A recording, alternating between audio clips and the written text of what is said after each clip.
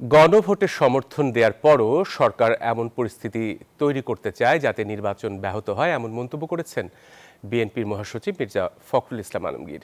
তিনি বলেন, ভোট বানচালের ষড়যন্ত্র জনগণ তা মানবে না। বিকেলে রাজধানীর নয়াপল্টনে বিপ্লব ও সংহতি দিবস উপলক্ষে বিএনপির র্যালিপূর্বক সমাবেশে তিনি এমন মন্তব্য করেন। বলেন, গণভোটের দাবিতে কয়েকটি দল জোট করে চাপ সৃষ্টি চেষ্টা করছে, তবে নির্বাচনের আগে নয়, নির্বাচনের দিনই গণভোট করতে হবে। পরে পল্টন থেকে শান্তিনগর হয়ে মগবাজার পর্যন্ত বিশাল শোভাযাত্রায় অংশ নেন বিএনপির নেতাকর্মীরা।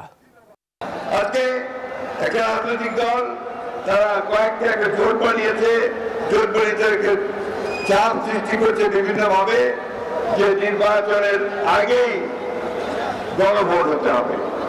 আজকে দুর্ভাগ্য আমাদের, আজকে অন্তর্বর্তীকালীন সরকার যাকে আমরা সম্পূর্ণ সমর্থন দিয়েছি, তারা আজকে নিজেরাই আজকে একটা অবস্থা তৈরি করছে যাতে করে নির্বাচন ব্যাহত হয়।